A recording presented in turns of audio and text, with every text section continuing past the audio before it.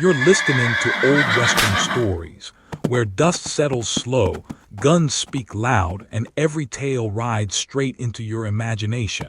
Hit that subscribe and saddle up, the ride's just startin'.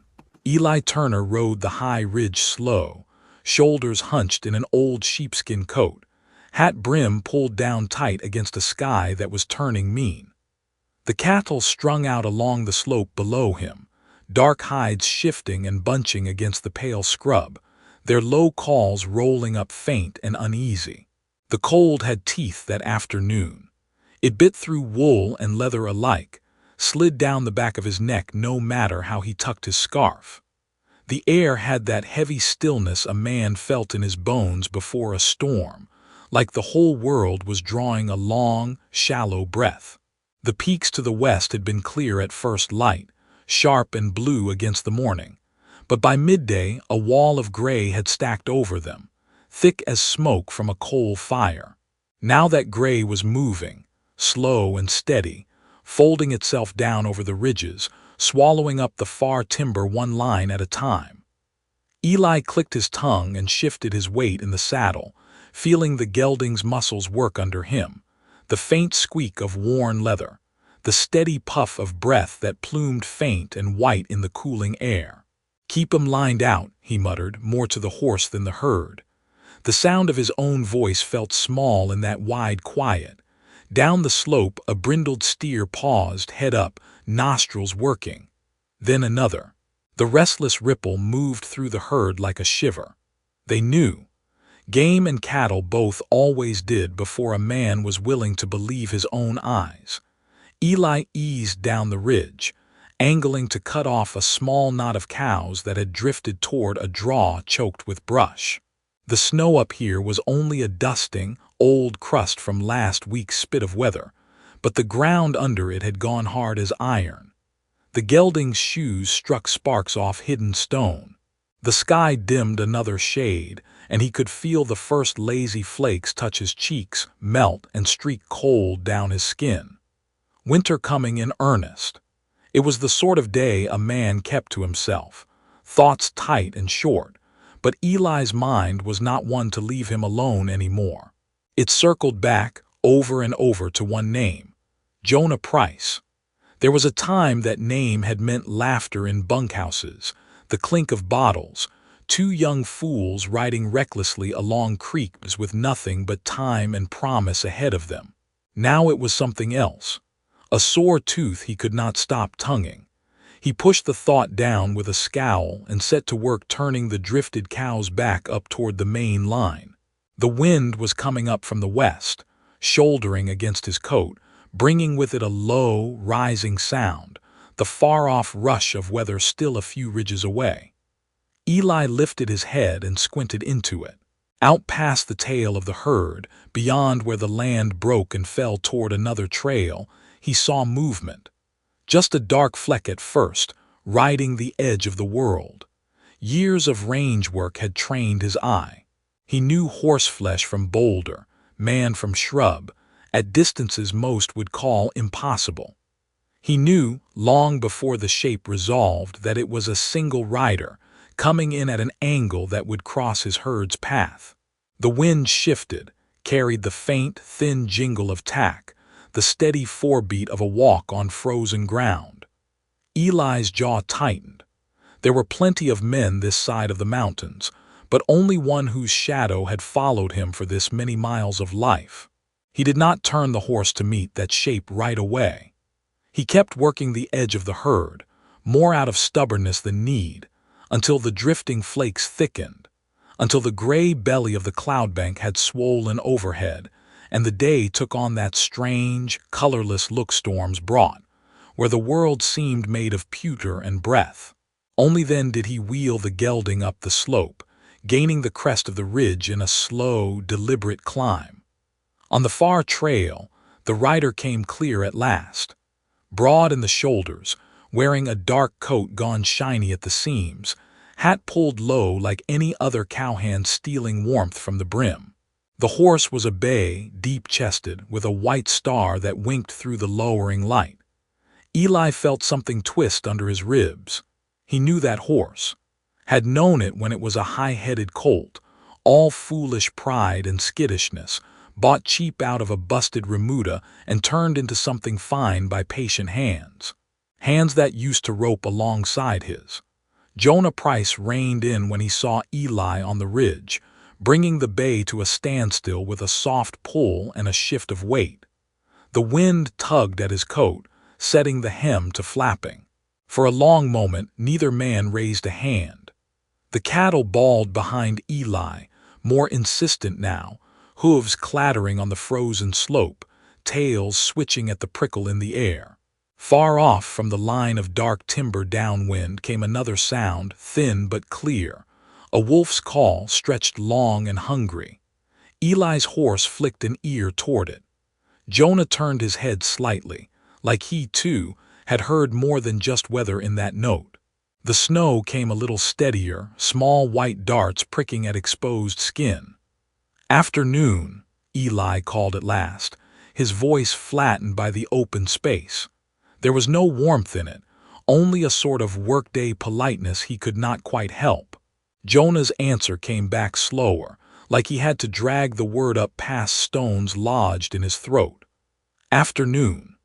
They were close enough now for Eli to see the lines at the corners of Jonah's eyes, deeper than they had been years back. Too much hard sun, too many nights without proper rest, or maybe guilt carved deeper than weather ever could. Eli's mind offered that up before he could choke it down.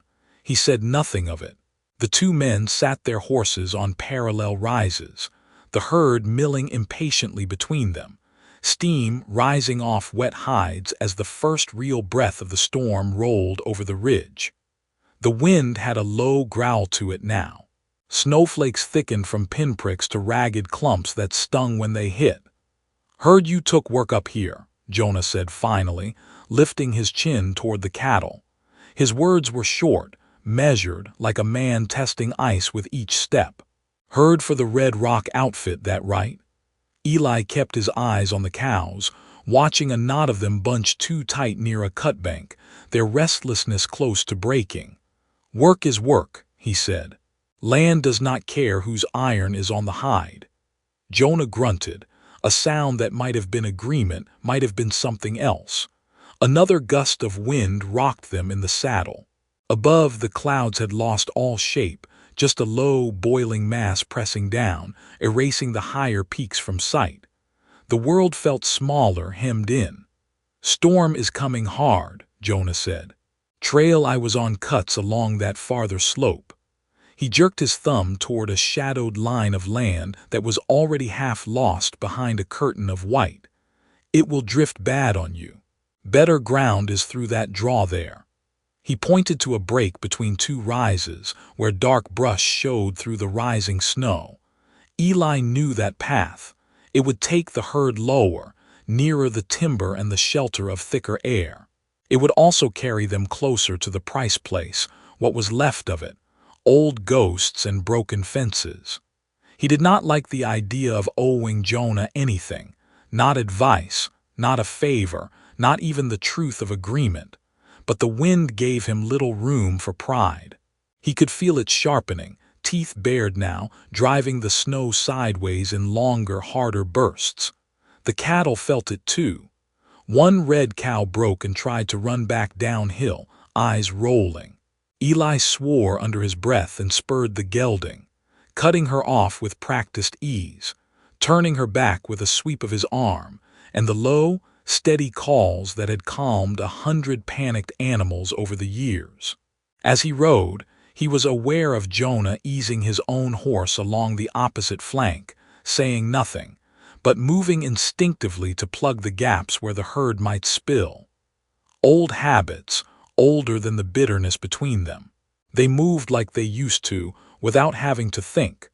That realization sat sour in Eli's gut.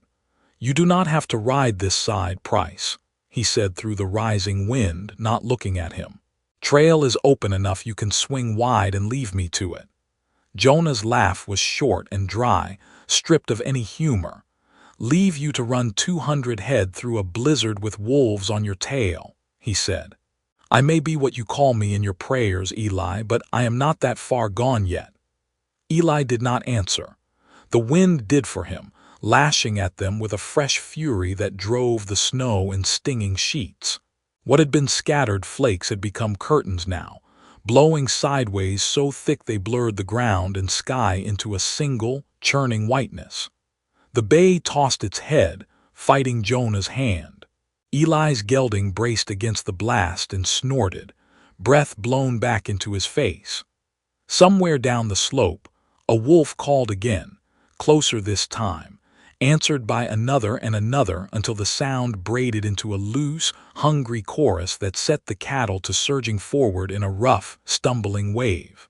The herd plunged toward the draw Jonah had pointed out, not from understanding but from blind, animal instinct to flee whatever pressed behind them.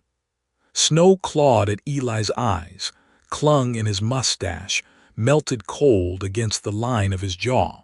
He could feel it collecting along his collar, sliding in icy threads down his back. The air roared in his ears, turning every word into a shout. "Keep to my left," he bellowed, though between them there was barely room for a man's arm now. "They spook and split. We lose half before sundown." Jonah swung the bay in tighter, so close their stirrups almost brushed. He leaned sideways, pushing his shoulder against Eli's for a heartbeat as the wind shoved at them like a living thing. "Reckon I remember how to hold a line," Jonah shouted back. The words were sharp, but underneath them was something else, a memory of a night long ago when they had ridden shoulder to shoulder through a different kind of trouble. Eli pushed it away. This was not then. The snow thickened, turned the world into a white tunnel.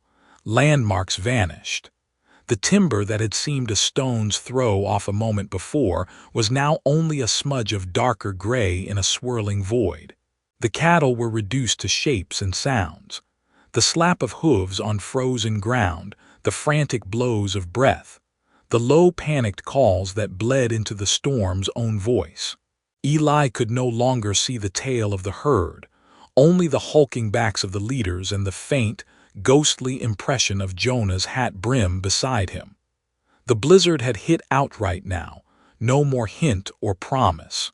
It wrapped itself around the two men and the herd, a cold, howling fist closing tight, leaving no room for distance between them, no space for old grudges except in the small, guarded places inside their chests where no one else could see. The storm did not so much deepen as erase the world altogether, swallowing it in a white roar that pressed at Eli Turner from every side.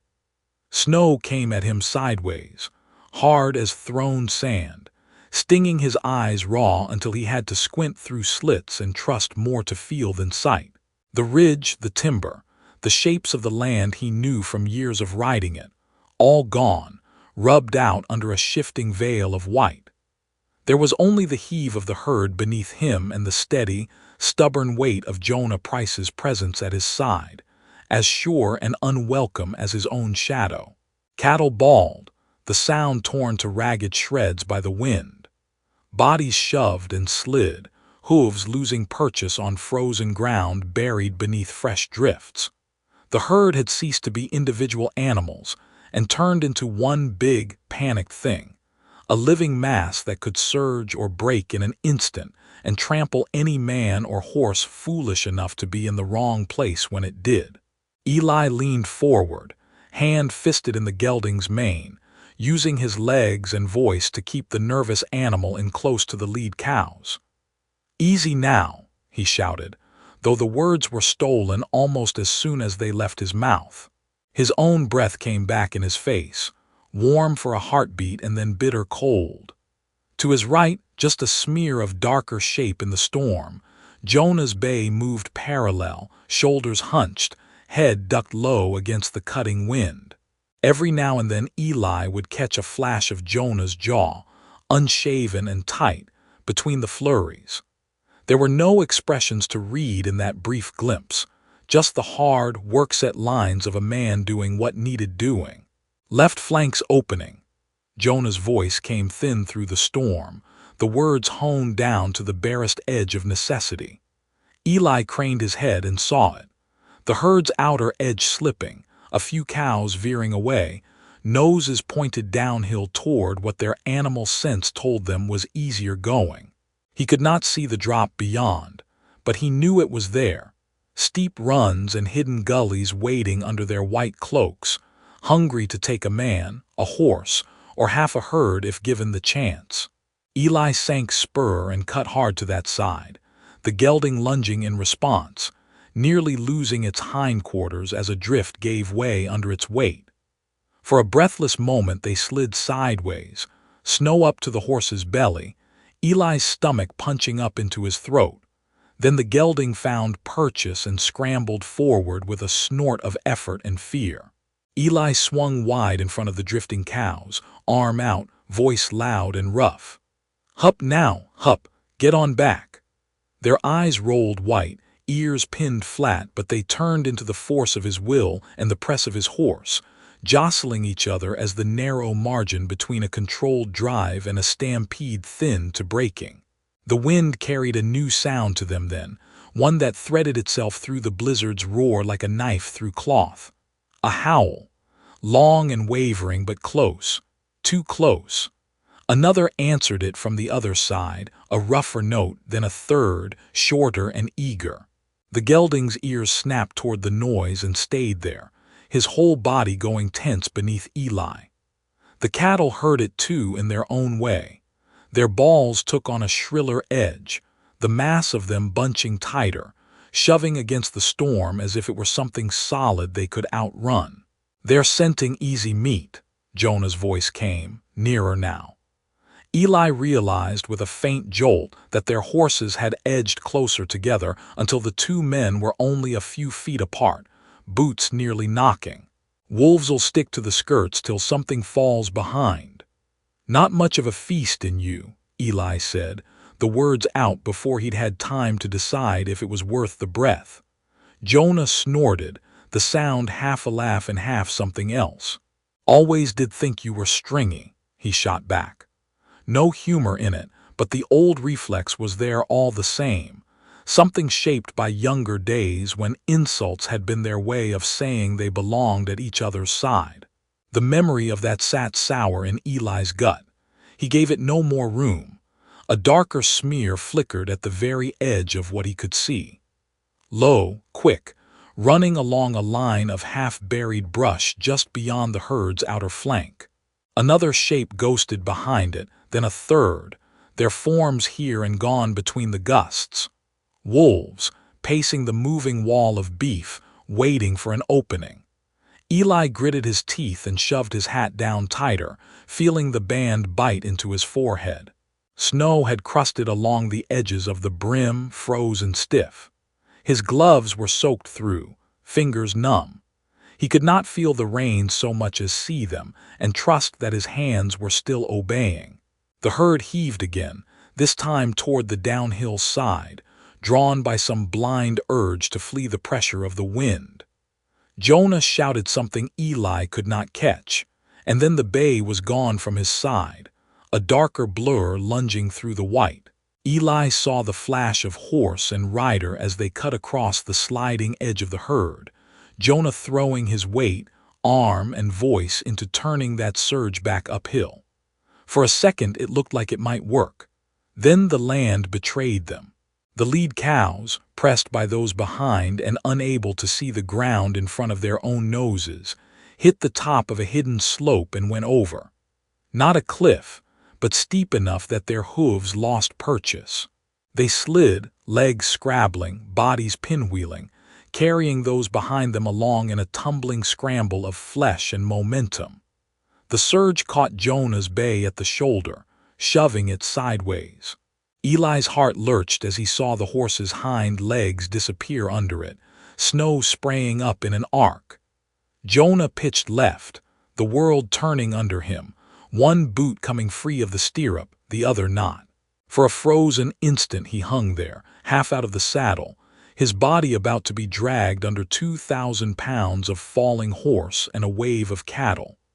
Eli did not think. His body moved faster than his anger or his sense. He drove the gelding straight toward that collapsing edge, ignoring the scream in his own mind that said no sane man rode into a sliding herd on bad ground. Snow broke under the gelding's hooves, sending them both dropping at an angle, but Eli stood in the stirrups and reached. His fingers caught Jonah's coat near the collar, the fabric stiff with frost, the weight of the other man pulling hard on his shoulder. For a heartbeat he thought he would lose them both, the pull too strong, the gelding's forelegs churning in air more than snow. Then the bay's trapped hind end struck something solid, gave a desperate heave, and the animal righted itself enough that Jonah could throw his own strength into clawing back into the saddle. Eli let go the moment he felt the shift, overcompensated, and nearly toppled off his own horse's far side. He grabbed mane and leather blindly, hauled himself back centered, and realized they were both still sliding. Not tumbling now, but moving in an ugly, uncontrolled skid down the face of the slope the cows had found. The cattle below them were like a shifting carpet of backs and horns, bodies slamming into each other as they fought for footing. Eli dug his heels in, yelled wordless sounds, anything to get through to the gelding. The horse, more sure-footed than any man, found a line between fallen animals, knees bending to take the slide, hooves digging in where they could. At last they slithered to a halt near the bottom of the run, chest deep in drifted snow, lungs burning. Above them more cows were pushed to the edge, but the angle had changed somehow, the worst of the surge bled off. They came down in ones and twos instead of a solid wall, leaving Eli and Jonah with just enough room to wheel their horses and begin the desperate, grinding work of turning that downhill break into a new front instead of a full route. They fought the herd there for what felt like hours but was probably minutes, time shredded by the storm into something meaningless. The wolves stayed just out of clear sight, their forms flickering along the edges, but their voices were constant now. Shorter barks between the long howls, excited yips, whenever an animal stumbled or dropped to its knees. Eli saw tracks a few times, where a gust peeled the fresh snow back like the top of a pot and exposed the neat, purposeful prints circling the herd's wake. "They'll rush if anything lames," Jonah shouted, riding close enough that his words hit Eli's ear rather than being stolen by the wind. "We lose one, they'll pull it down in pieces and the blood'll rile the whole lot." "Then we don't lose one," Eli snapped back, anger easier to hold than fear. "Keep 'em moving, keep 'em tight."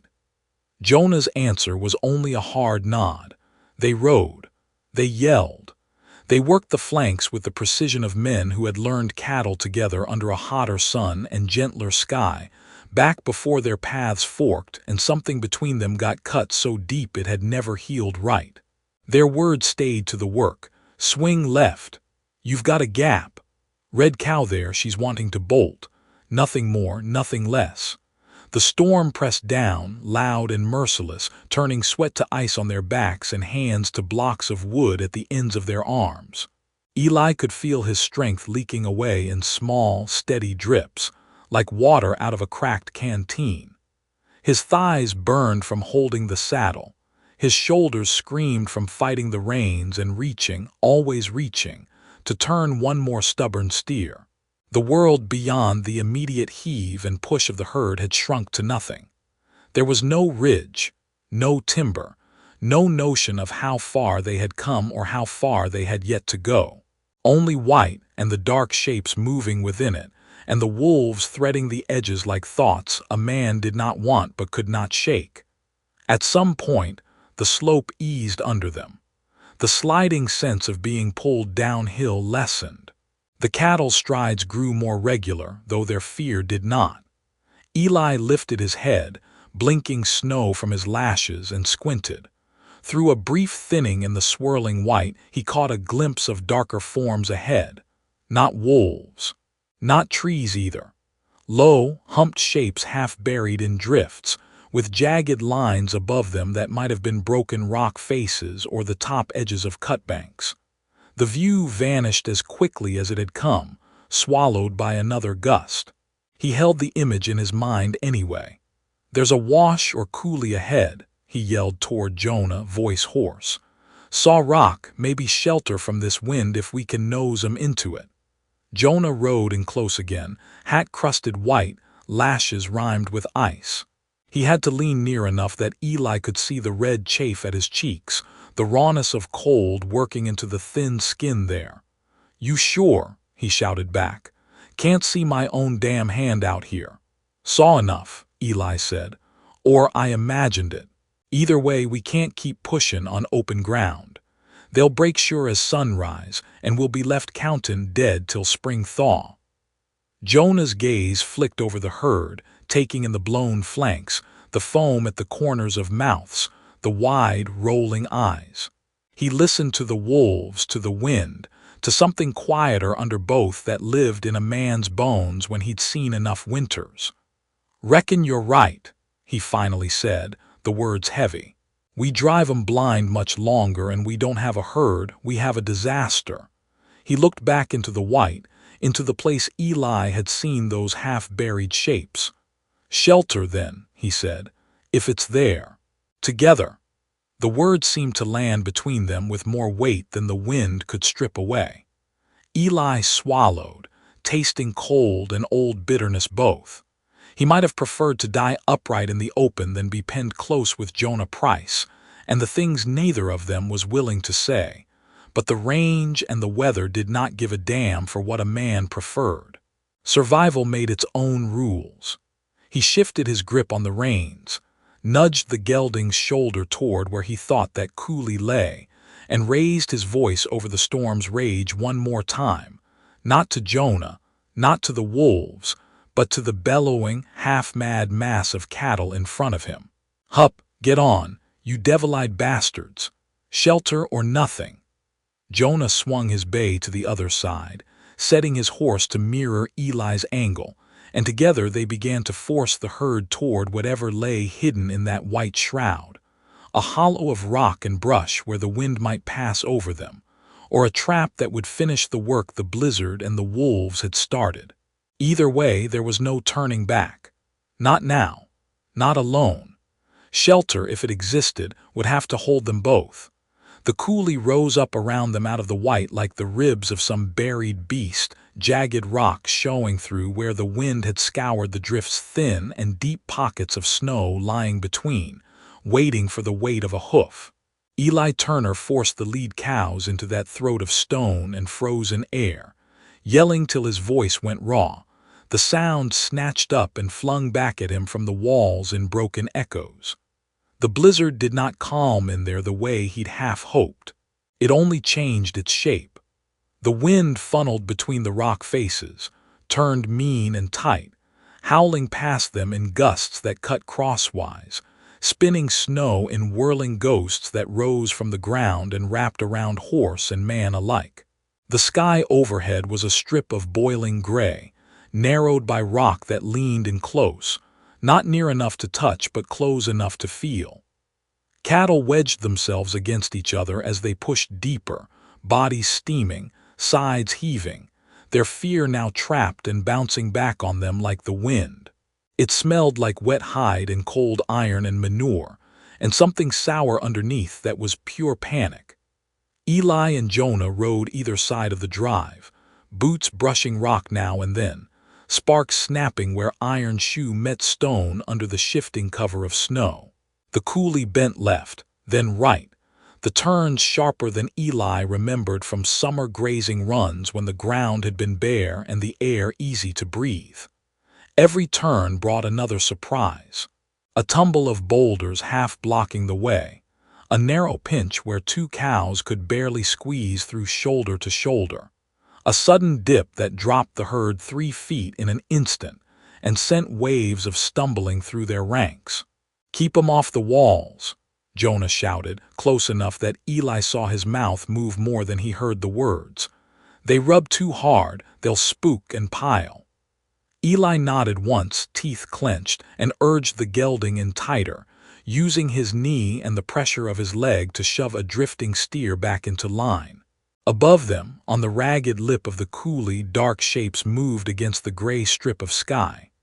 Eli caught them in snatches between gusts, low, loping silhouettes that paused, watched, then trotted along the rim to keep pace.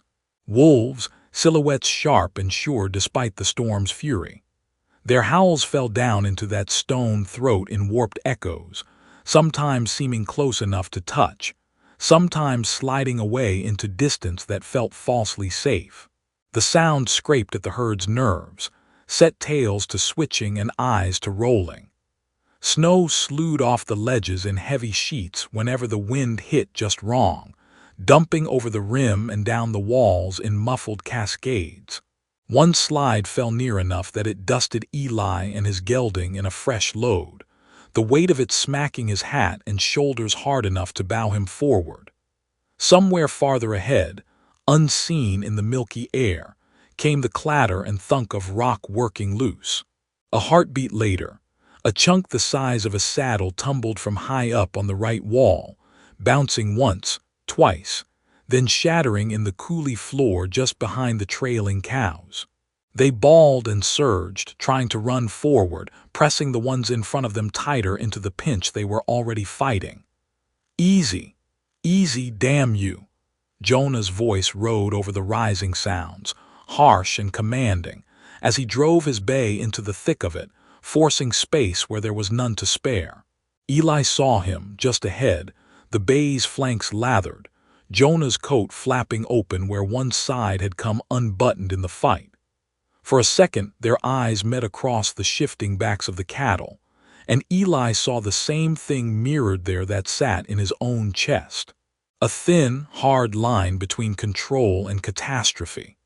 Then the coulee opened, not much but enough, into a wider bowl where the walls eased back, and a stand of stunted pines clung to the lee side of a bend. Snow had piled up against the far wall in a drift that came near to Jonah's stirrup when his bay plowed through, but the rock overhead jutted out, forming a shallow overhang that broke the worst of the wind. It wasn't shelter a man would have chosen for himself on a fair day, but right then it looked like the inside of a church. "Jam 'em in," Eli rasped, throat rough. "We hold 'em here, they got each other's heat and some rock over their backs." Jonah didn't argue. They worked the herd, turning them, circling them, pushing from front to back and back again till the cattle were packed into that crooked bowl as tight as they dared. Bodies pressed flank to flank, heads down out of the slicing gusts. It was dangerous, the kind of crowding that could crush a weaker animal if it went down and could turn ugly fast if anything startled them. But there was no gentler choice. The blizzard had stripped gentleness out of the day hours ago. They got the last few stragglers in, 2 stubborn steers and a haggard-looking cow with one horn snapped short, then fell back closer to the overhang. The wind still screamed past the mouth of the bowl, throwing sheets of snow across the opening like a curtain that never closed all the way. In there, it was a little less vicious but no less loud. It rattled in the sparse pine branches, sent fine powder sifting down from the rock above in steady, choking dust. Eli swung down from the saddle, legs nearly buckling as his boots hit the uneven ground. He caught himself with a gloved hand against the coulee wall, feeling the shock of cold stone even through leather. His thighs shook with exhaustion, his fingers burned then went numb, and every breath stabbed at his lungs with icy needles. Jonah dismounted on the other side, slower, one hand lingering on the saddle horn, a beat longer than necessary. Eli noticed, filed it away. He was too tired to do much with it just then, but the range taught a man to mark every weakness, even in those he didn't mean to use it against. Above them, wolves paced the rim, their shadows a restless fringe against the strip of boiling sky. One, braver or hungrier than the rest, worked its way lower, slipping from rock to rock until it was near enough that Eli could see the pale ruff at its throat and the black glint of its eyes. It stared down at the huddled cattle, at the two men, at the horses standing with heads low and tails clamped tight. Its lips curled once, showing white teeth in a dark mouth. Then it trotted along the slope, looking for another angle in. "They'll keep at it all night," Jonah said, voice dull with certainty. "Storm's their kind of prayer." Eli grunted. "They come down into this bowl, they'll have more than they can chew," he said. "Trampled flat before they know which way is out." "Maybe," Jonah said.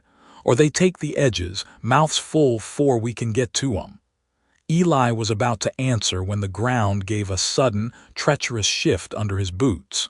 One of the big side drifts near the wall had been undercut by the wind, leaving a hollow beneath a smooth crust.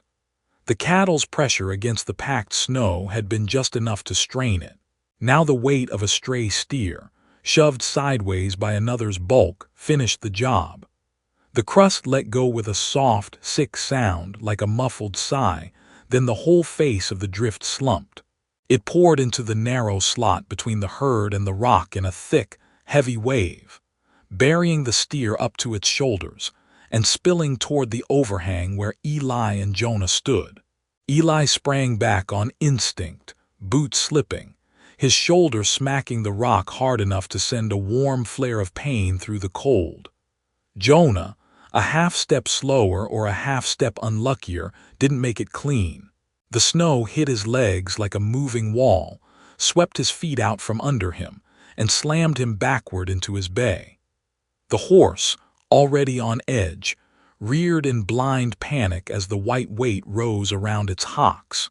Eli caught a wild flash of iron shoe, Jonah's upflung arm, the underside of the bay's jaw. Then the world compressed into a brief, brutal scramble of limbs and sound. The bay went over, crashing sideways, its full weight coming down across Jonah's lower body with a sick, meaty thud buried inside the muffled whump of snow. The horse flailed, eyes rolling, trying to right itself, hooves punching holes in the drift. Eli moved without thinking, plowing into the mess, grabbing for the bridle, the mane, anything. Snow filled his collar, found the gaps at his wrists, burned against his skin. He cursed at the horse, low and vicious, yanking the animal's head around, using its own leverage to roll it off the man pinned beneath. It took longer than it should have. Everything did in that cold. At last the bay lurched upright, trembling, sides heaving, one hind leg favoring but still bearing weight. It staggered a few paces away and stood, head low, blowing hard. Jonah did not get up. For a moment he just lay there, half buried in snow, eyes squeezed shut, jaw clenched so tight it looked like his teeth might crack. Eli fell to his knees beside him, scooping snow away with both hands, clearing it from Jonah's chest and face first, then his legs. One look was enough to know where the true damage lay. The right leg, from the knee down, was twisted wrong under him, boots skewed at an angle that made Eli's stomach tighten. Jonah's coat had ridden up in the fall, bearing a strip of his side where the fabric had been torn years ago and never properly mended. A scar showed there, white and jagged against weathered skin, a souvenir from some old trouble Eli did not care to remember. Jonah opened his eyes finally, breath hissing out between his teeth. "Don't move it," he ground out, as if Eli might have been about to grab the busted limb and give it a good shake for fun. "Couldn't if I wanted to," Eli said, voice flat to hide the twist inside him. The wolves howled then, sharp and eager, picking up on the noise and the sudden spike of vulnerability in the air the way their kind always did. The sound skittered down the stone walls and set the horses to tossing their heads again. The cattle shifted uneasily, a wave passing through their packed ranks. Eli shot a look up to the rim, saw more dark shapes now, silhouettes multiplying. They smelled weakness the way men smelled coffee. "We need you out of the snow," Eli said. That leg's bad, but it'll be worse if it freezes solid around the break. Reckon I noticed it's bad, Jonah rasped. Sweat had broken out along his hairline despite the cold, freezing almost as quick as it formed. You got a spare miracle in that coat, Turner. Now'd be a real fine time. Eli didn't answer that. He slung Jonah's arm over his own shoulders, careful as he could be of the ruined leg, and heaved. Jonah was not a big man, but dead weight was dead weight, and Eli's back and arms screamed in protest. The pain felt good in its way. It kept his own fear at bay. On 3, he said. 1, 2. He yanked on 2 before Jonah had a chance to brace or argue, pulling him upright with a curse that turned into a choked-off groan. Jonah's hand clawed at Eli's coat, fingers digging in. For one dizzy moment they were chest to chest the way they'd been once in a different winter, wrestling for the sheer dumb joy of it on a frozen creek bank, the loser going through the ice. Eli shoved that memory away so hard it almost made him sway.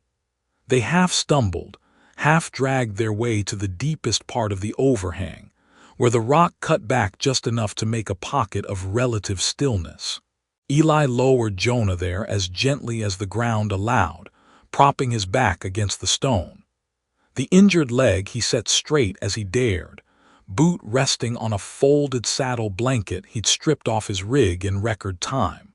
Jonah's breath sawed in and out, harsh and loud, each exhale fogging in the chilly air between them. Up close, Eli could see the strain etched around his eyes in the tightness of his mouth. The tough, unshakable Jonah Price had been knocked hard, and it showed. "It's broke," Jonah said, no question in it. "Yeah," Eli answered. "Hi, maybe just under the knee, could be worse. Could be your back. Could be I was under the horse a touch longer and you'd have had one less ghost ridden you," Jonah muttered. There was something in his tone, a thin edge of something like acceptance, that prickled Eli more than any insult might have. Eli busied his hands with Jonah's coat, checking him for other damage. His fingers brushed another old scar under Jonah's ribs, a small puckered circle that his mind could not help but match to the memory of muzzle flash in a dark barn, the smell of gunpowder and wet hay. The way Jonah had fallen then too, years ago. Jonah's hand came down on Eli's wrist, not hard but firm enough to stop the motion. Their eyes met. Storm light caught there, gray and raw. "You've done this before," Jonah said quietly, something rough scraping under the words. "Pickin' me up out of the mess I fell into. Patchin' what you could, cursin' the rest." Eli's jaw worked, but the only thing that came out was a low sound that might have been agreement. The coulee pressed close around them, the blizzard a constant roar at its mouth. Snow veiled the opening in thick, shifting sheets now, dusk already thinning what little light filtered down. The wolves kept circling above, their shadows sliding along the rim like the hands of a broken clock. Every so often one tested closer to the edge, sending down little fans of snow and small pebbles. They weren't ready to risk the bowl yet, not with the cattle still tangled and the men still moving, but night would change their calculus. Night always did. "You ever think," Jonah said, breathing shallow, "that maybe that's what eats at you more than the one thing you keep hangin' me for? That I keep not dying when by rights I ought to?" Eli felt the words like a thumb pressed into a bruise. "You don't know what eats at me," he said. It came out low, almost gentle, and that surprised him. "Don't I?" Jonah's mouth twisted in something that wanted to be a smile and failed. "I know some of it. I know the look you gave me that day at the Price place, like I was the one that struck the match and locked the door." Eli jerked back as if the rock behind Jonah had spit a spark. The name of that place, those two simple words, hit him harder than the wind or the cold or the sight of the broken leg. He hadn't said it out loud in years. Would have sworn he never would again. "We're not talking on that," he said, sharper than he meant to. "Not here, not now." Jonah's eyes slid shut for a moment, lashes white with rime. When he opened them again, they were clearer somehow, pain burning through the fog. "Storm like this, Eli, there ain't much now and there might not be much later," he said. "But fine. We'll keep to the work like we always do. You splint this fool leg, and I'll hold my tongue about the worst of it a little longer." Eli tore a strip off a spare shirt from his saddle roll with hands that shook more than the cold alone could explain. He found 2 straight branches from the stunted pines, snapped them to length, and wrapped Jonah's leg as best he could in the little light they had left, his fingers clumsy and thick. Each time he tightened the bindings, Jonah's breath hitched, but he didn't pull away. Didn't curse, either, not the way he used to when a knife slipped or a poker hand went bad. The silence where those easy oaths should have been felt strange and heavy. By the time Eli was finished, true evening had settled. The gray strip of sky at the top of the coulee was a darker smear now, and what light remained came more from the reflection off the snow than from any sun. The cattle had gone mostly quiet, their fear giving way to exhaustion. Now and then one shifted or lowed, the sound muffled and close. The horses stood with heads drooping, icicles hanging from their muzzles. The wolves were bolder in the dim, venturing nearer to the mouth of the bowl, their outlines sharper when they paused on a ledge within leaping distance. Eli could feel their eyes on him, on Jonah, on the herd. "We'll wait," those eyes said. "The storm will do most of our work." Eli struck a spark into the little hollow under the overhang, coaxing a grudging fire out of twigs and dry slivers shaved from the heartwood of a pine branch.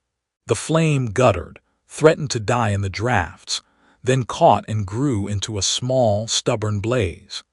Its light through their shadows, huge and wavering against the rock, made the coulee feel even closer.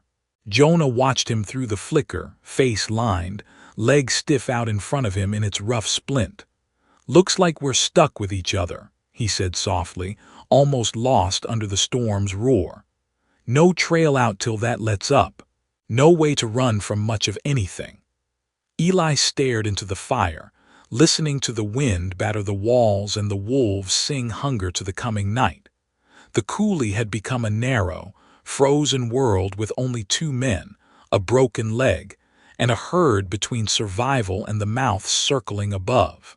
"No," he said at last. "No way to run at all." Night closed its fist around the coulee, and the storm settled in like it meant to stay, leaving Jonah Price and Eli Turner pinned in that cramped, dangerous hollow with their ghosts and their grudges, and the eyes of the wolves drawing ever closer to the edge. There was no getting out. Not tonight. Not alone. Night in the coulee came down like a lid, heavy and close, the storm pressing its weight on the rock till it felt like the whole sky was leaning in to listen. The little fire Eli Turner had coaxed into being under the overhang fought for its life against the drafts, flame bowing and snapping, casting a tight ring of amber light that didn't so much beat back the dark as carve a small hole in it. Beyond that circle, everything blurred into sliding shades of gray and black and blowing white. The cattle were a hulking, breathing wall on one side, their backs mottled with frost, breath steaming up and vanishing in the swirling snow. Their low, uneasy murmurs rose and fell, a tired chorus frayed by the long day's panic. The horses stood just inside the windbreak, heads drooped, eyes half-lidded, tails switching now and then when a gust got under their hides. Jonah Price sat propped against the rock, legs splinted and stretched out before him, the rough branches and torn cloth biting around the break. The pain had knocked most of the color out of his face, leaving his skin a stretched, pale canvas under 3 days' worth of gray stubble. Sweat had dried in cold streaks along his temple, then frozen, giving him a drawn, winter-killed look. Every few breaths his jaw tightened, a small tick that said the ache was gnawing more than he'd admit. Eli crouched near the fire, hat pushed back just enough that its brim didn't bake in the heat, and then freeze solid the moment he leaned away. His gloved hands hovered over the flames, turning slowly, rough fingers spread to catch whatever warmth they could steal. The heat didn't sink far. It hit numb skin, woke it into sharp pins and needles, then faded to a dull throb. Outside the bowl, wolves circled. Their howls slid down the coulee walls in strange, twisted echoes, sometimes sounding far, sometimes so close Eli could almost feel the breath attached to the sound. Now and again he caught the shadow of one on a ledge, a lean body, head low, tail straight behind, silhouette inked sharp against the snow-flecked sky. They moved with patient intent, pacing the edges of his world, letting him know they were there, that they had time. The storm gobbled up most other noises. Wind rushed and moaned through every crack and gap, set loose rocks grumbling against each other, sent fine powder sighing down from higher shelves. The coulee concentrated the sound, turned it into a constant, throbbing undertone that got into a man's bones. Eli figured if you listened long enough you'd start hearing words in it. Regrets, mostly. He took a dented tin cup from the fire's edge, turned it so the melted snow inside sloshed, then leaned over and held it out. "Drink," he said. Jonah cut his eyes to the cup, then to Eli's face like he suspected some trick, then let the breath ease out of him slow. "You first," he asked, voice rough with cold and pain and the grit of the day. Eli didn't argue. He took a swallow, water just this side of warm, metal tang, then passed it back. Jonah tipped it, sipped, then took more than Eli had, and that was fine. The wolves howled again, closer, a ragged, eager note under the long call. One of the cattle near the edge of the herd snorted and shifted, hooves crunching in the packed snow, brush of hide against hide sending a ripple through the press. A calf bawled once, thin and high, and Eli felt his shoulders knot. "They'll test the skirts before long," Jonah murmured, setting the cup down at his side. "Find some young one wedged on the edge and take it down quick. Whole herd'll know it by morning." Eli poked at the fire with a charred stick, sent a fan of sparks up that the drafts grabbed and flung against the rock. "Long as they stay on the skirts," he said. "We move too much to chase 'em off, we stir this lot up, they spook in here, we're done." "Storm's done most of the stirring already," Jonah said. "You can only pack fear so tight. Sooner or later it needs out." Eli didn't answer. The fire gave a small, popping crack, throwing a brighter flare for half a heartbeat, lighting Jonah's face full. In that brief brightness, Eli caught more than he wanted. The strain around Jonah's eyes, the fine tremor in the muscles of his jaw, the way his hands had gone still, fingers laid flat on his thighs, like he was holding himself together by not moving at all. Eli looked away first. Somewhere above, snow slewed off a shelf and came down in a muted slide, thumping against the far side of the bowl. Dust sifted from the overhang in response, fine grains whispering down the rock and onto Eli's shoulders, into Jonah's hair. "You remember the winter your pa tried to overwinter 200 head in that bottom pasture?" Jonah asked suddenly, voice soft, almost lost in the storm's mutter. "Feed ran short by February. Spent the rest of the season cutting dead stock out from under snowdrifts." Eli's mouth pulled tight. "You were there," he said. "I remember." "I was there 'cause you hauled me out of town by the collar," Jonah said. "Said you weren't watching me warm a saloon chair while your family starved. Sat me a horse and put an axe in my hands." Eli shrugged one shoulder. "You work cheap," he said. "I feed a man, I expect him to swing something heavier than a glass." Jonah huffed, a dry little sound that might have been a laugh if it had more meat on it. "Your old man cursed me every day that winter," he said. "Said if I hadn't moved your head full of big dreams and bad ideas, you'd have stayed home and ruining the ranch right, and he'd never have overreached like that." Eli kept his eyes on the fire. The old man's voice rose in his memory anyway, sharp and cutting, words flung like branding irons. "He blamed you for breathin'. Eli said after a beat. Blamed the sky for snowin' and the river for floodin' and me for baying. The son he got instead of the one he wanted. Don't mean he was right. Don't mean he was wrong either, Jonah said, and there was no heat in it, just a tired layin' out of fact. I was always leadin' you somewhere. Sometimes, Eli said. Not that last time. The air changed between them at those words. It was like the storm leaned closer, wind pressing into the mouth of the coulee with a sudden, sucking gust, snow blowing sideways across the opening in a thick, hissing curtain. The wolves fell silent for a long moment, or maybe their voices just got swallowed by the shift. Jonah's eyes slid from the fire to Eli's face, slow, wary. There it is, he said quietly. Ridge we've been ridden alongside all day. We've been ridden alongside that ridge for years, Eli muttered. The name of the place sat just behind his teeth, bitter as old smoke. He didn't want to give it shape, but the words came anyway. Price Place. Jonah's jaw clenched, the muscles jumping once, twice. He looked away past Eli toward the dark mound of cattle. What's left of it, he said. Land's still there, house ain't. Folks neither. A gust shoved a fresh load of snow into the bowl's mouth, whirling it in eddies that made the fire gutter. Eli reached out and cupped a hand around the flame, not quite touching it, making his fingers into a little windbreak. Heat licked his knuckles, cold bit the backs of his hands. You sold us out, he said, voice low, the words simple as a brand. That's what I know, that night. You went to town when you said you were coming back to help. You came back with the wrong men. Jonah closed his eyes for a long moment. The wolves found their voices again, a thin, rising chorus. Eli imagined them pacing in the dark beyond sight, paws silent on snow, bodies sliding between rocks, every sense sharpened by hunger and the smell of penned meat. You know part, Jonah said.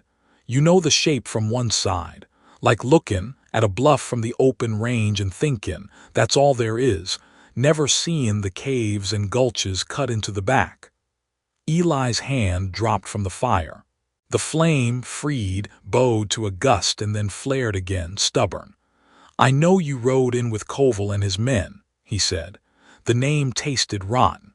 I know they had torches and rifles and the law in their pocket. I know you stood in their light while my old man and your kin were still inside that house. Jonah's breath came out slow, fogging. His hands flexed once on his thighs, fighting some impulse to grab at the rock, at Eli, at the air.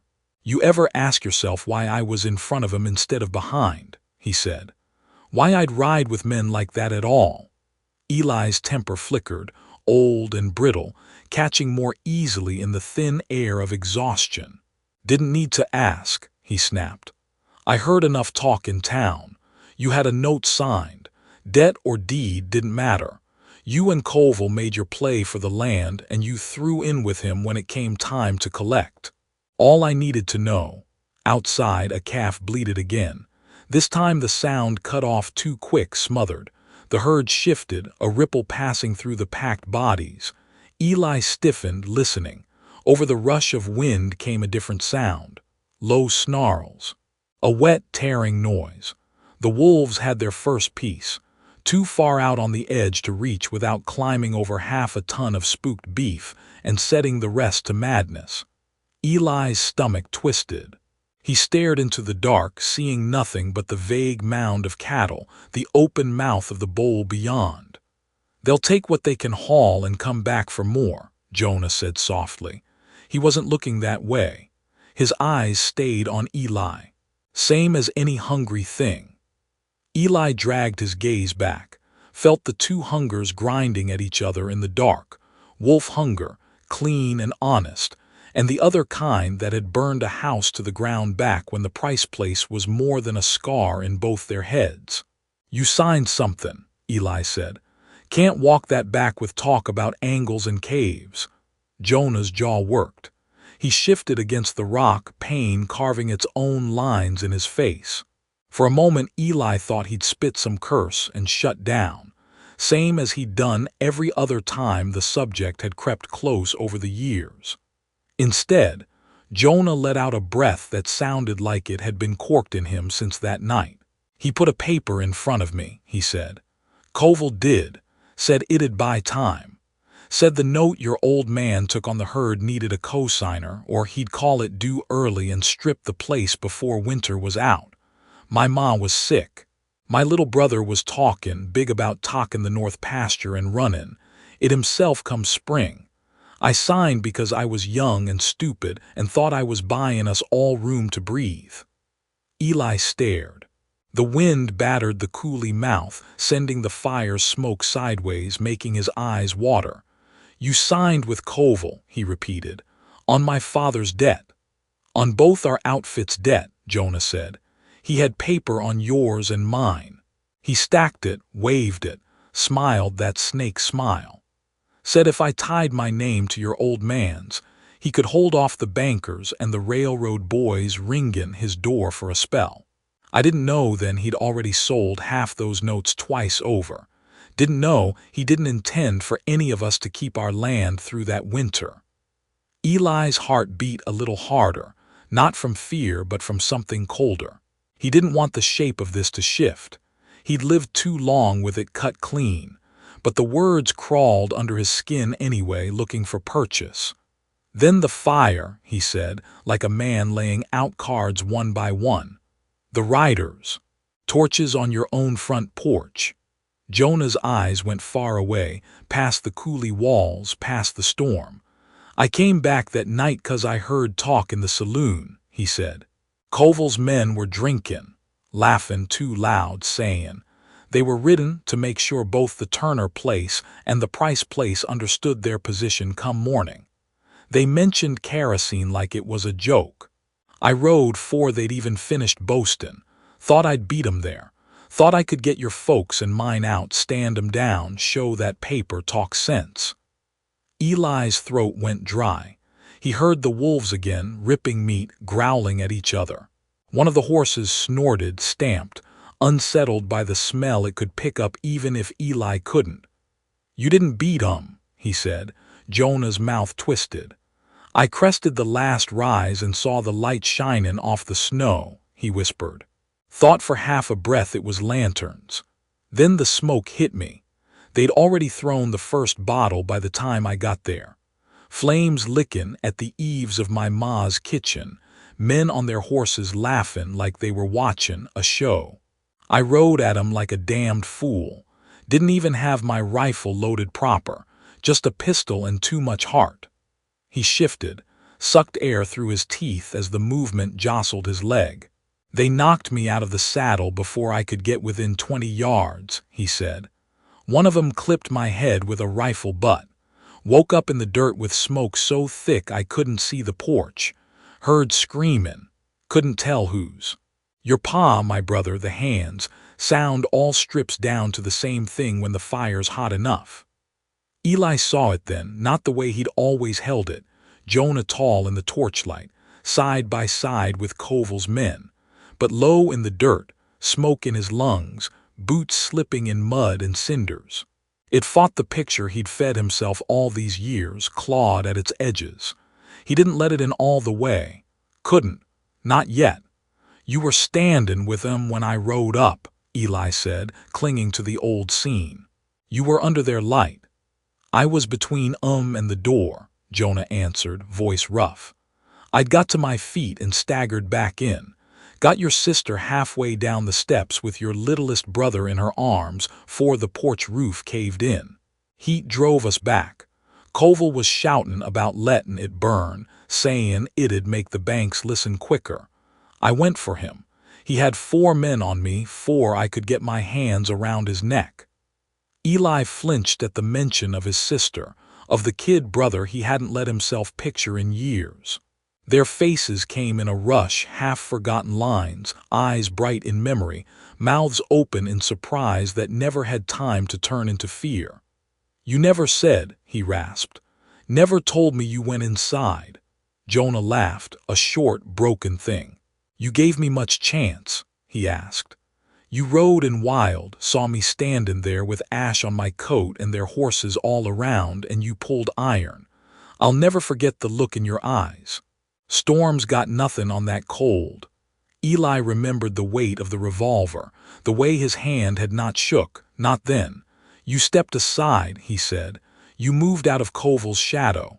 I stepped toward you, Jonah corrected, hands up. Tried to tell you there were still folks inside. You didn't hear me over your own rage. Koval did. He got that oily smile and told you I'd signed the paper that let him claim what the fire left. He tossed those words like fat to a starving dog. You bit 'fore I could spit 'em back out. The fire popped. One coal rolled free, died quick in the snow. Eli's insides felt like that, some bright, angry thing kicked into the cold. Outside, the wolves slunk nearer. One came bold enough that its shape cut across the mouth of the bowl, a gray ghost slipping between drifting curtains of snow. Its eyes flashed in the firelight for a moment, pale and sure. Eli's hand went to his pistol by reflex. The wolf paused, weighing the distance, the smell of hot iron and human intent, then faded back into the dark. You pulled that gun on me, Jonah said, softer now. And in that second, with the house crackin' and the night full of scream and smoke, I figured maybe I'd earned it. I'd signed the damn paper, hadn't I? Thought I'd bought time, and all I'd bought was a torch. So I shut my mouth and let you hate me. Seemed easier than mackin'. You see how much I'd failed you tryin' to save us both. Eli's fingers tightened on the pistol's grip, then slowly eased away. The metal was cold enough to burn. He stared at Jonah, at the man pinned under rock and storm, and his own broken choices. The story wasn't whole yet. There were gaps and shadows and lies by omission still sittin' between them. But for the first time, the shape of the old wound shifted, showing new angles. It hurt in a different place. You still ain't told me everything, Eli said, voice low. I can feel it sittin' there like a stone in your boot. Jonah's eyes met his, steady despite the pain. No, he said, I ain't. Some pieces cut both ways, but you got more of it now than you ever let yourself have. The storm howled at the mouth of the coulee, loud and merciless, snow blowing so thick it seemed the world ended 10 yards from their fire. The wolves tightened their circle, dark shapes flickering on the rim, waiting for weakness to tip over into surrender. The herd shifted and sighed, trapped and tired. Eli sat in that cramped, flickering light with Jonah Price, and the half-told truth of the night the Price place burned, knowing there was no trail out till the sky decided to loosen its grip. No way forward, no way back. Just the storm, the wolves, and a reckoning that had been snowed under too long. The night pressed close as a tightened noose, the coulee holding its breath between gusts while the wolves gathered bold at the edges, their shadows flickering along the rim like smoke, trying to decide whether to rise or fall. Eli Turner sat with his back to the fire, pistol loose in his hand, eyes narrowed against the storm's shifting dark. Jonah Price lay slanted against the rock beside him, jaw clenched, breath shallow, the splinted leg stretched stiff out in front of him like a challenge thrown at the night. The cattle murmured behind them in a cramped, uneasy mass, shifting now and again when cold or instinct or wolf scent tugged at their nerves. Every snort or stomp felt like a warning. Eli felt the tremble of it under the soles of his boots, like the whole herd was breathing through the ground. He didn't need Jonah to say the wolves were working closer. He could hear the pads of their feet disturbing the powder on the rock shelves above, could feel the low thrum of their hunger working itself into the bones of the night. The fire's glow didn't reach far, and the places the light failed were full of eyes. Dawn felt so distant it might never come, like the world had forgotten the idea of morning. Eli drew a slow breath that cut cold all the way to his back teeth. His shoulders ached from the day's ride and the storm's long beating, and his fingers throbbed where the cold had bitten them through his gloves. "They're sizing the herd again," Jonah murmured, barely lifting his head. The words sounded sanded down, worn thin by pain but sharp enough to matter. Eli didn't turn. He was already watching the far edge where the snow blew sideways through a break in the rock. A shadow slipped across that brief white opening, quick, low, deliberate. "One's common in," he said. "Maybe two."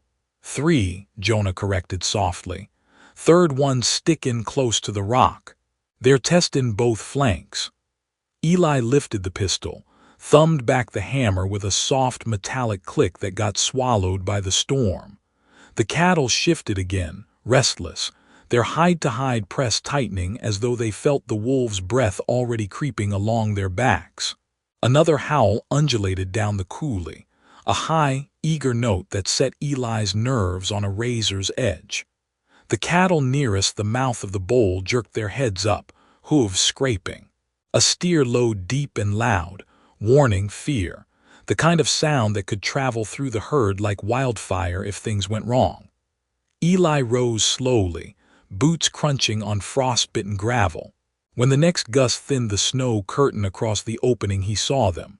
Two wolves trotting side by side, low to the ground, hackles bristled, eyes fixed past him on the tight-packed cattle.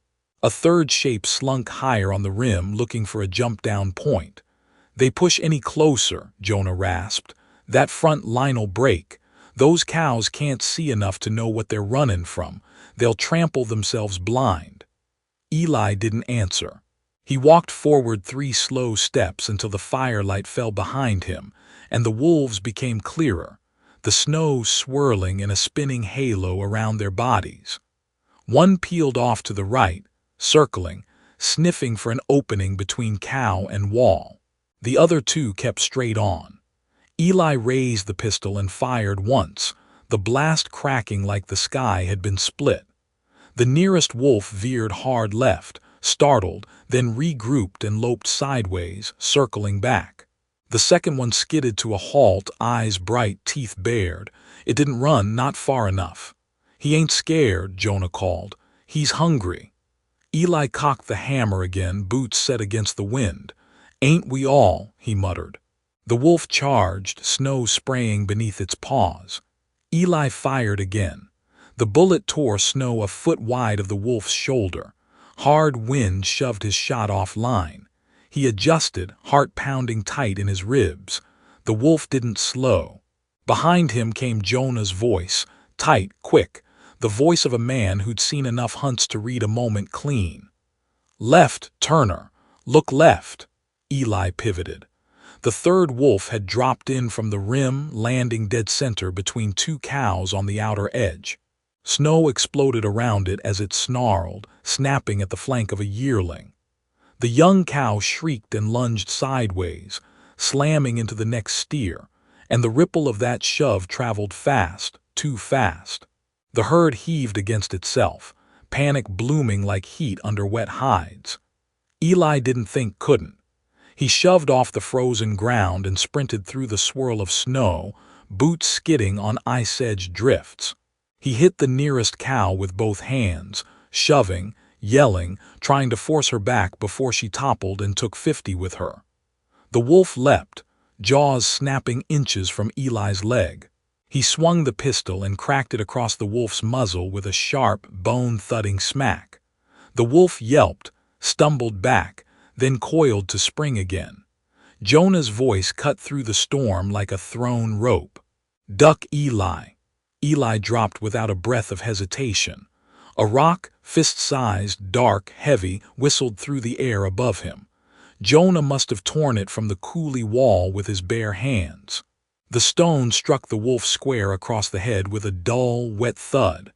The animal crumpled to the side, blinking, disoriented. Not dead, not done, but its rush was broken. Eli lunged forward, grabbed a brush-thick branch from the snow pile they'd meant for firewood, and jabbed the wolf hard in the ribs, forcing it backward, back toward the coulee mouth. The cattle were still shifting, uncertain, the echo of panic rattling through their bodies. Eli slapped the nearest flank, yelling hoarse commands until the herd's tremors eased into something closer to miserable stillness. The wolf shook its head, staggered, then turned and loped, dragging one paw, snow spraying up behind it as it retreated into the storm dark. Eli stood panting, chest burning, pistol heavy in his hand. A new howl rose from the rim, angrier, frustrated, the pack voicing a shared hunger denied. He backed toward the fire, not turning his back until the swirling dark swallowed the last movement he could see.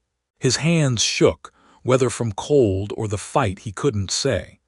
Jonah watched him with eyes sharp despite the pain that had to be grinding through that shattered leg. "You always were the hard-headed one," he muttered. "Wolf jumps you, you hit it back with iron. Some things don't change." Eli didn't smile, but something in him eased, a tension he'd been carrying in his shoulders since long before the storm. "If you're throwing rocks at wolves," he said, "you ain't dead yet." "I ain't dead 'cause you pulled me out from under that horse," Jonah said, voice rough but steady. "And because you didn't run when that wolf had your leg lined up." Eli didn't answer. The storm howled through the coulee mouth, but something in its pitch had shifted, still fierce, still wild but lacking the thick, punishing weight it had carried most the night. A subtle easing, a promise the worst might be passing. The fire crackled low, flames thinned but alive, stubborn as the minute warmed. Jonah settled back, jaw tight as another shiver passed through him. "Eli," he said after a long, quiet stretch, "you know I didn't light that fire." Eli kept his gaze on the wolves' shadows dancing on the rim. "I know more than I did yesterday," he said. Jonah nodded once, a slow, tired acceptance of what little ground had been gained. "Ain't askin' forgiveness," he murmured. "Just truth. The full of it if we both make it through this night." Eli turned that over in his mind like a stone in a cold hand. Forgiveness was a wide word, bigger than this coulee, bigger than the sky trying to tear itself apart above them. But truth that he could take hold of. "Truth," Eli said. "I'll hear it when dawn comes." Jonah let out a breath long and shaky. "Then let's live long enough for dawn." The wolves edged closer again, sniffing, gauging, but they no longer pressed so hard. Maybe the fight had sobered them.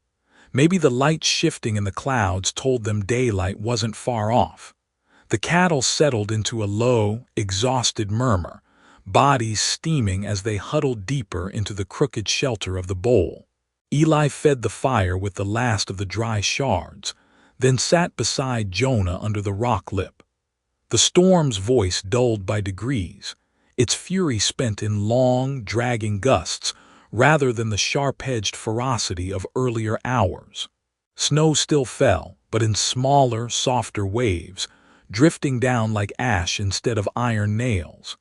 The first faint gray touched the sky above the coulee rim, a weak, cold dawning that crept inch by inch through the storm's exhaustion. Eli watched it with the quiet patience of a man who'd believed sunrise was a myth for most the night. Jonah dozed in brief, pained fits beside him, waking now and again when the wolves called or when his leg throbbed too sharp to chase sleep. Each time he woke, he'd glance toward Eli, not to ask for anything, not to speak, just to make sure the world was still what it was. Storm easing, wolves circling, friend or enemy sitting close enough to reach if need arose. When the light grew strong enough to show the outline of the far wall, Eli rose, stiff and slow, and scanned the herd. They were thin-eyed, frost-kissed, shaken to their bones, but standing, alive. More than he had hoped for halfway through that hellish night. Jonah watched him move and gave a low grunt. "Well," he said, "looks like you kept most of 'em upright." Eli nodded once. "Storms breakin'. Wolves'll drift off once they see daylight proper." Jonah leaned his head back against the stone, face gray with pain and exhaustion. "Eli," he said, voice quiet as the dying wind, "for whatever it's worth, you coming back for me last night, you didn't have to." Eli let the words sit, let them breathe. Then he answered the only way that felt true. "Storm didn't care who we were," he said. "Wolves didn't neither. You needed pulling out, that's all there was in it." Maybe, Jonah murmured. Maybe more than that. Eli met his eyes. In them he saw pain and regret, and the bruised edges of truth still unsaid. But he also saw the boy he'd once ridden rivers with, the man who'd stood in fire trying to pull others clear, the friend he'd buried alive under a story that hadn't held the full of the light. "We'll talk more," Eli said, "when we get you off this mountain." Jonah's eyes softened a fraction, barely, but enough. "Reckon that'll do," he whispered. The wind eased to a tired breath. The wolves faded into the pale, thinning stormlight, and Eli Turner stood guard at the mouth of the coulee while dawn broke slow over the snow-buried world, the night behind them and a hard, uncertain trail ahead. But for the first time in years, not one they'd be ridden alone. You've been riding with old Western stories. If the tale hit your mark, give it a like, drop a comment about your favorite part, and ring that bell so you don't miss the next trail we ride. Don't forget, hit that subscribe so you're always in the saddle, and you'll always be ready when the next story rides in.